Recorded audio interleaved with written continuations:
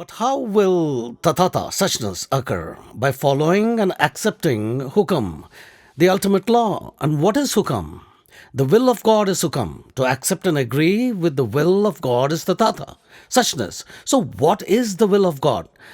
I have said that the constitution of God, his hukam, has 12 articles. The Constitution of India has hundreds of rules. The Constitution of God is very simple. The simplest constitution. No country has such a small constitution. The simplest constitution is the Constitution of God.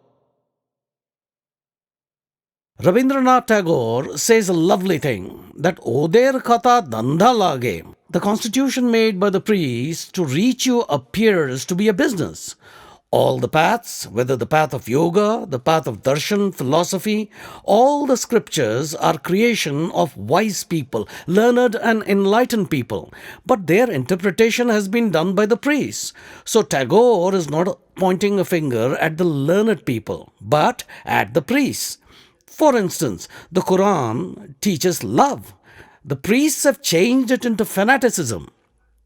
So, the job of the priest is to reverse what the learned people have stated. Those who reverse whatever the learned people say become priests. The sage, the saint will not reverse it, but the priest will reverse it, says Rabindranath Tagore, Oder Kata Dhanda Lage.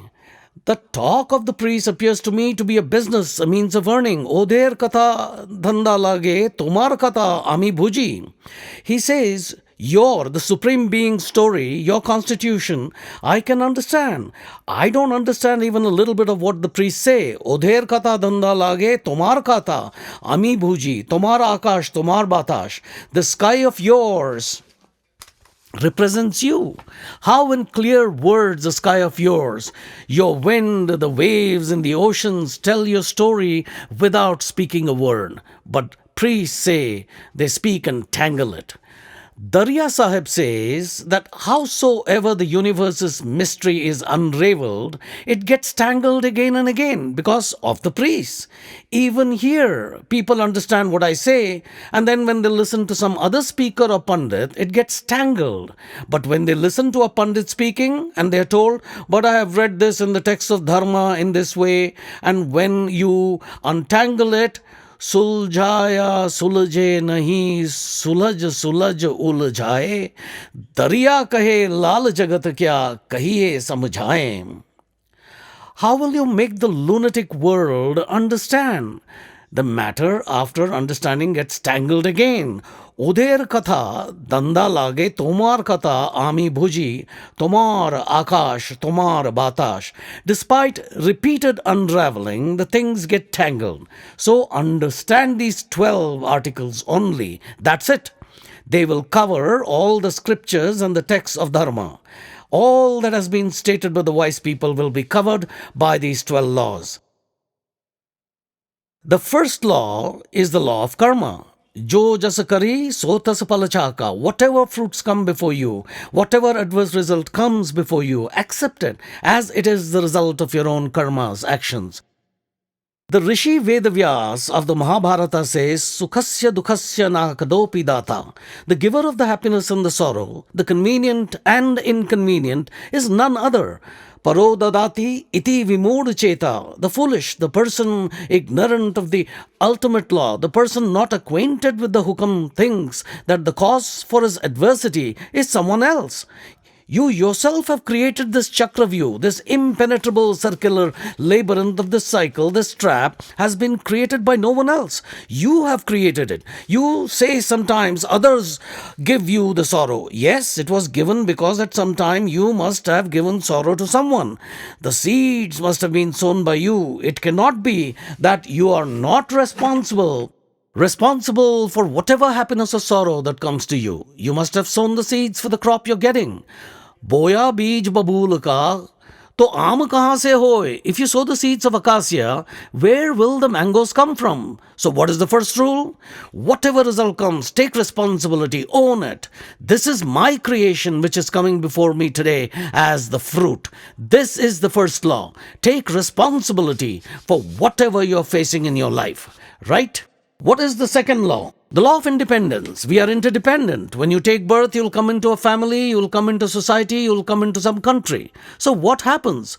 Guru Amardas says, Maya mamata karate nahi. Within you, there will be Maya, the illusion created by attachments. You may question, why has God given Maya illusion? Everybody has been given Maya illusion. Without attachment, will a mother give birth to a child and nurture it? Whether it is the human world or the animal world? Why will you bring up your child? Because of illusion and attachment. Wherever you may live and whatever things there may be, you will have attachments. If you wish to leave society and go to the forest and live there, then you are going against the ultimate law. Even if you go to the jungle, there too will be a society. I have seen that societies of householders are not as big as the societies of hermits. I was of the opinion that hermits must be living alone in some caves. In Burma too, monks live and they live separately. I saw a large society there. They were having picnics. When we went to take a bath in a waterfall, all those monks had also gathered there. We asked them whether they too enjoyed such things. They said they actually became hermits to enjoy such things, otherwise they would be restricted if within the boundaries of a living in a family. Now they were free and independent. There are large groups of societies of monks, larger than societies of families. Gautam Buddha had a society, a family of 10,000 monks. When an ascetic lives there, he does not remain sitting alone in a cave. Now all the ascetics have mobile phones. They go to one ascetic one day and to the other the next day. Sometimes I used to stay with some sadhus, ascetics. I saw new visitors were coming there daily. No, nowhere else so many visitors came. A new society is being formed, a new affection, a new illusion. You'll not get liberation from Maya. The law of interdependence is we are interdependent. So what to do? Know your role. Comply with your role. If you're a mother, comply with your role towards your children. If you're a husband, then comply with your role towards your wife. And the law of interdependence is to live your life with the awareness of your role. Is it clear? Good. The third law we had discussed was the law of choice. In your life, choice is there. Throughout the day, choices are offered by life. Be aware while taking the decisions. Keep in mind only one thing. That is, go for the lesser evil. Don't go for the greater evil. Every moment, the law of choice keeps on coming. The law of choice is the same for a foolish person or a wise person. The difference is that while a wise person selects the lesser evil, the fool selects the greater evil. Abide by the law of choice, choosing the right articles. Yesterday we had discussed that there are 7 choices. Truth and justice are on the 7th level, the highest level. What is below that? Below that is the word of honor, pledge. Below that is belongingness, and below that is love. What was the belongingness of Ram? Ram's belongingness was that he was responsible for the kingdom. Let us try and understand with some better examples. Yesterday, I had given an example of Krishna, who chose truth and justice and gave lesser importance to his word of honor. Pran jai par vachan na jai. In the same way, Dashrath had given a pledge to Kaikeyi when she had asked for 2 wishes when his life was in danger. What did Dashrath, do? He chose to keep the word of honor. Let the life force go and let it go. Raghukula reet saja chali ai, pran jaye par vachan na jaye. It has been in the family tradition of Raghu clan to uphold the word of honor, even at the cost of life. In this instance, the word of honor is of higher value. It is a matter of higher value. So the law of choice has to be applied in absolutely the right way. Let us move on to the 4th law, the law of the middle path. Krishna says the middle way is the way of yoga. Samatva yoga chyate. Right? What is the law of the middle way? Ati sarvatra varjayate. Always avoid extremes. Let us suppose you confront a challenge. What are the extremes? To fight is one extreme. What is the other extreme? Flight. To fight or flight, hiding tail like bhag milka bhag. So, one is to take neither a flight nor one has to take a fight. One has to become aware and look for a third option between these two options. First of all, look for something different, the third option. It will be there. It'll definitely be there, such as asking some common friends to mediate, to bring a compromise. There is a third option which comes somewhere in the middle of the two extremes. Normally, people will decide to leave and run away from the problem or choose the other option, the option to fight. These are two extremes. But if you observe, you will find that no one basically wants to fight. You are wrong if you think that your enemy, who is stronger than you, wants to fight. He does not want to fight. But he also thinks that there is no other alternative than fighting. You too choose to fight because you think that there is no other option. First, look for an alternative option before you fight. Try. Try that. Krishna also tried. It is not that he wanted the war.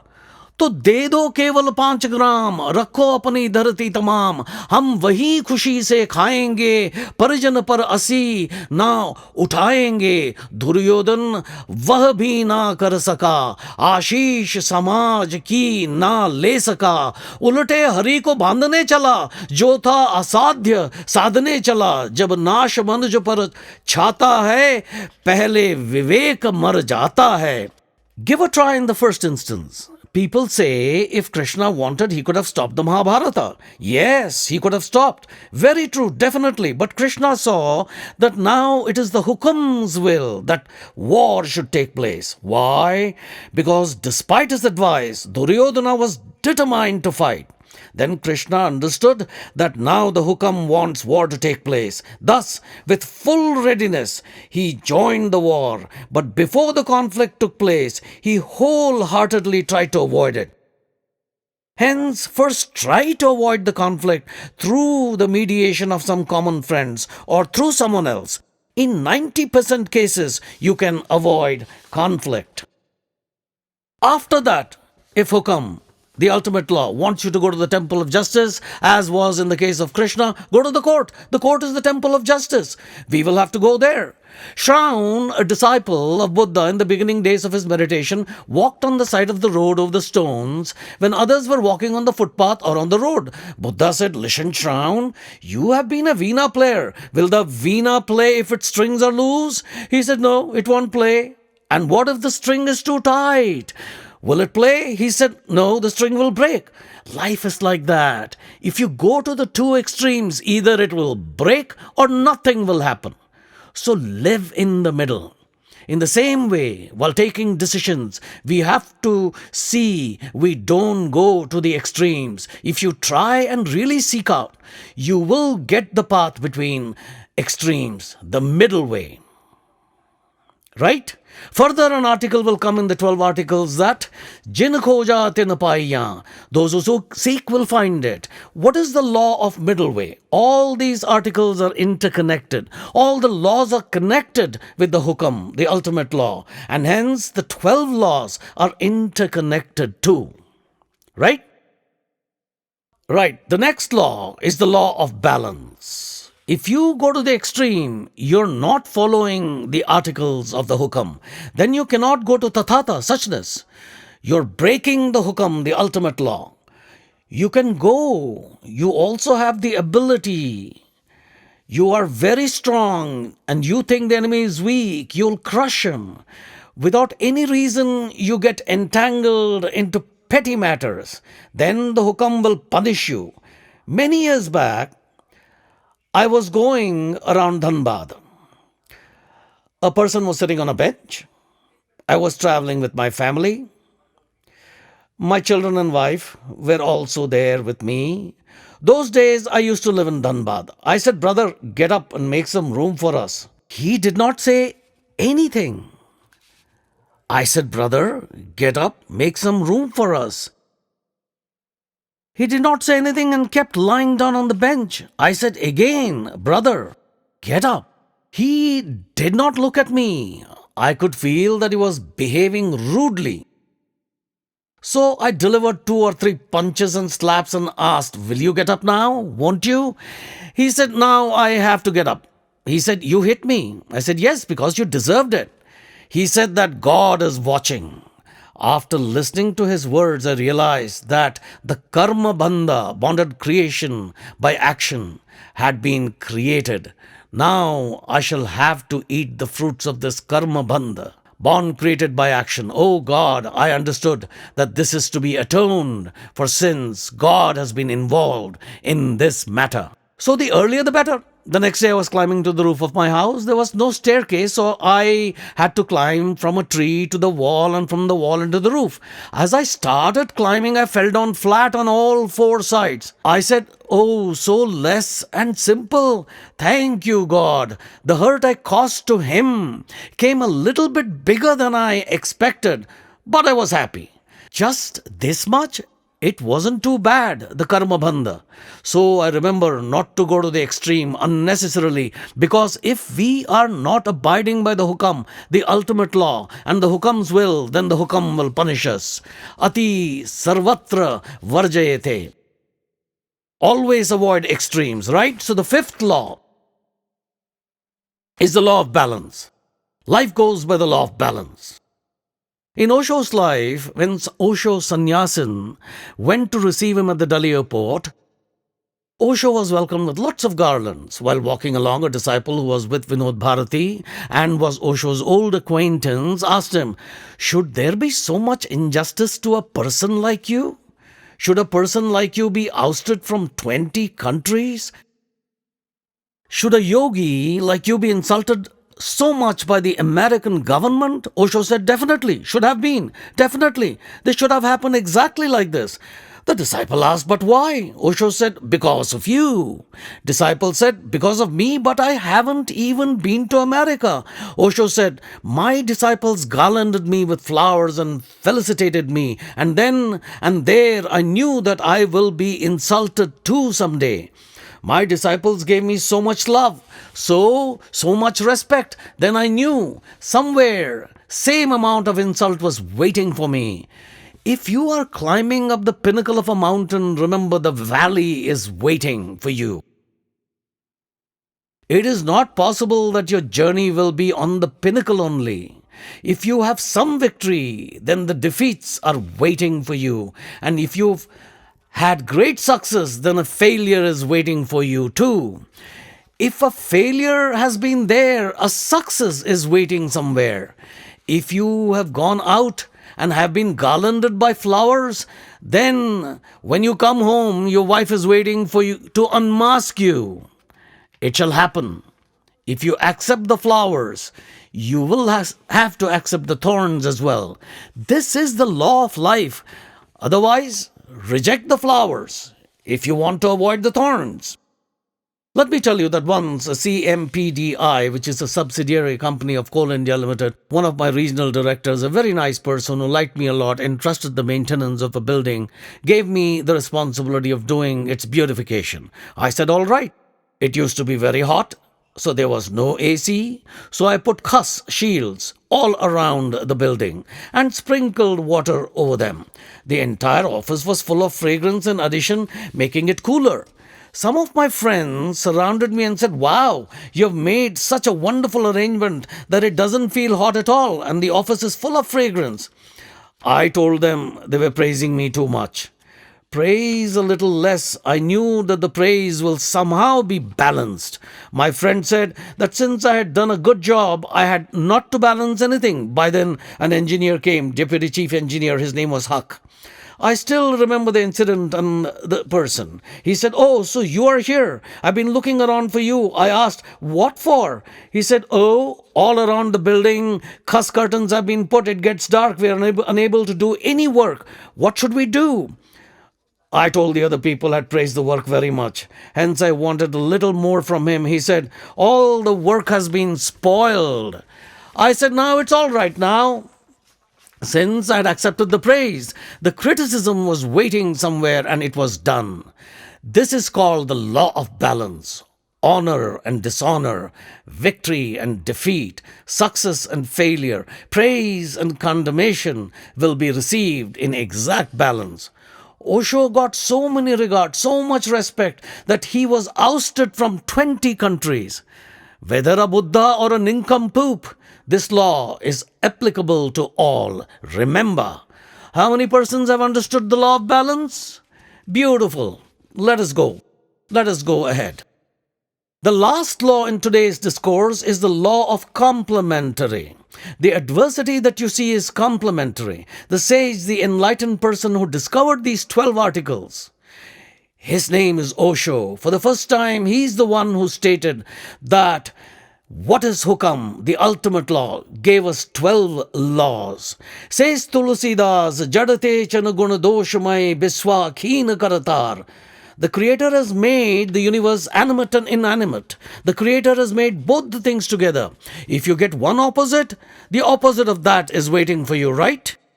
The law of complementary is that the incidents which appear adverse are not adverse and are in fact complementary. Women and men are completely opposite to each other. Women are different, men are different, but despite being opposite, they are complementary to each other. Just like that the day and night appear quite opposite, but in fact they are complementary. If the day is not there, the night will not be there, and if there is no night, then the day will not be there. The places where night is 6 months long, the day too is 6 months long. They are complementary. In the same way, birth and death look quite opposite, but both are complementary to each other. Life is, death too is. As you see in a film story, if there is a hero, there is a villain too. Though they appear opposite, but if there is no villain, then no story will succeed. If Ravana is removed, what is left in the Ramayana? If you remove Duryodhan from the Mahabharata, there will not be any substance left in the Mahabharata. Why talk of that ancient period? Let us see what is happening in the films being made today. Because the director knows that without a villain, the film is not succeeding. There is a villain. And without the villain, the story will not be successful. In today's world, you'll see in the stories that are written in novels that are written, serials that are made, they have heroes and villains too. Nowadays, you see female adversaries or villains too. In olden times, there were not too many of them. So, what we call the law of complementary is the law of that which complements. It coexists. If you accept a Buddha, you'll have to accept a Baghdadi. If you accept Ram, Ravana too is necessary. If you are accepting Arjun, Krishna, then accepting Duryodhana is also necessary. Normally we agree with Ram, but do not agree with Ravana. You burn Ravana. You accept Krishna, but you forget that according to the law of complementary, if the hukam, the ultimate law, creates a hero, then it will create a villain too. Both have to be accepted. You have to accept both. In fact, the surrender happens in life of one who accepts both. Both have to be accepted together. You are told in Ajapa Samadhi and Shabad Samadhi that both things will coexist in equal proportion. You will face both, and at that time, you're not consumed by complaints. Then that's great. Why did this happen? Why? Because both coexist and both as the illusion or attachment are according to hukam, the ultimate law, the law of complementary too is according to the hukam, and we will have to accept both, the hero and the villain together. We have covered 6 laws and 6 more laws are remaining, and we will discuss them tomorrow and the day after.